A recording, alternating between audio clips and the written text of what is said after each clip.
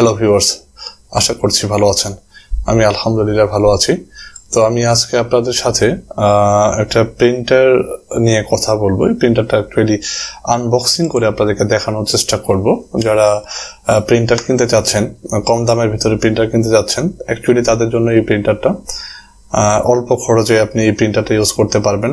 এই প্রিন্টারটা HP printer, খুবই কমের ভিতরে এই প্রিন্টারটা বাজারে ছেড়েছে। তো এই প্রিন্টারটা আমি কিনে নিয়েছি।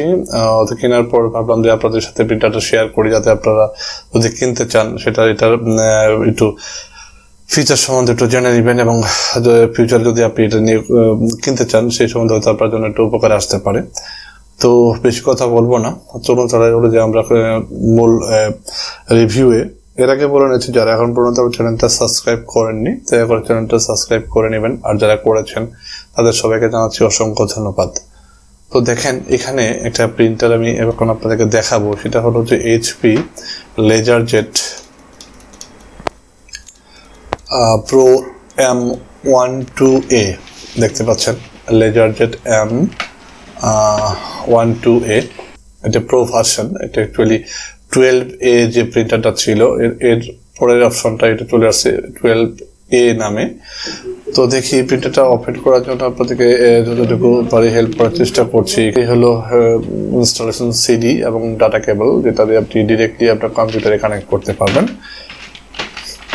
এরপরে আমি একটু দেখি এটার ভিতরে কি আছে। বক্সটাকে একটু, এইগুলো অনেক ধরনের ম্যানুয়াল থাকে, এটা আমি সাইডে রেখে দিলাম। এরপরে দেখেন, এখানে আপনার পাওয়ারের জন্য তারা 3টা কেবল দিয়েছে। পাওয়ারে আমাদের মাল্টিপ্লাগে কিন্তু দেখা যাচ্ছে 3টা অপশন থাকে, 3 pin, congestive 3 pin and 2 pin. এগুলো 3টা অপশনে 3টা কর্ডই, পাওয়ার কর্ডই আপনাদের এই প্রিন্টারের সাথে দেওয়া থাকবে। এই 3টা আপনি যে চাইলে কিন্তু আপনি ইউজ করতে পারবেন। যেখানে মাল্টিপ্লাগের প্রবলেম থাকে, হ্যাঁ, সেখানে কিন্তু আপনি 3টার মধ্যে যে কোনো একটা দিয়ে আপনি আপনার মধ্যে করে পাওয়ার কানেকশনটা আপনি প্রিন্টারে দিতে পারবেন। দেখি আমি এখন এটাকে যদি পুরোটা একটু খুলে দেখি, এর ভিতরটা আসলে দেখতে কেমন, আউটলুকটা কেমন হবে একটু দেখে নিই।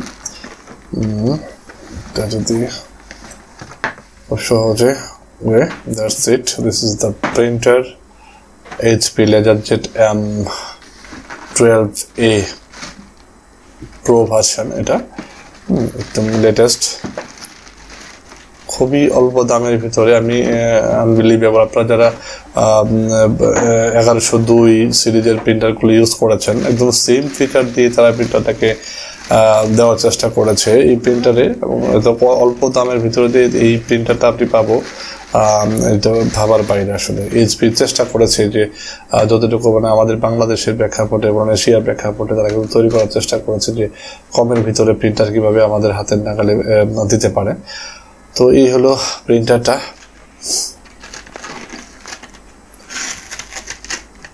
এটা কিভাবে খুলবেন আপনি আনবক্সিং করার পর, যে কিভাবে আপনি ঠিক পরে যে র্যাপিংগুলো কিভাবে খুলবেন সেটা কিন্তু আমি আপনাদেরকে দেখানোর চেষ্টা করছি, যাতে আপনাদের কোনো প্রবলেম না হয়।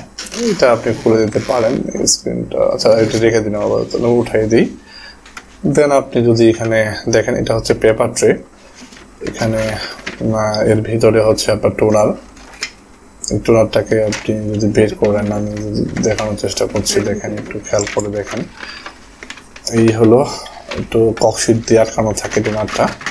এই হলো টোনার, দেখেন যতটুকু সম্ভব 27A সিরিয়ালটা টোনার, রাইট? না, 79A। টোনারটা একটু চেঞ্জ আছে।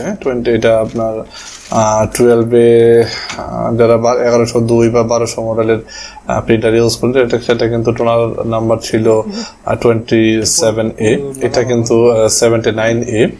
এখানে একটু ডিফারেন্ট আছে, অরিজিনাল টোনার কিন্তু এটা ছিল। তো এখানে যদি আমি একটু পিছন সাইডটা আপনাদেরকে দেখাই, দেখেন এটাতে কি কি পোর্ট দেওয়া আছে। এখানে একটা পাওয়ার পোর্ট, দেন ইউএসবি ডাটা কেবল কানেক্ট করার জন্য এই অপশনটা দেওয়া আছে এখানে। এরপরে পাওয়ার অপশন দেওয়া আছে, পাওয়ার পোর্ট দেওয়া আছে, এখানে আপনি পাওয়ার কানেক্ট করবেন।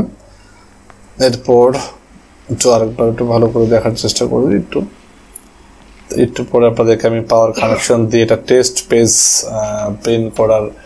প্রিন্ট করে আপনাদেরকে দেখাবো। পাওয়ারটা দিই, পাওয়ারটা দেওয়ার পর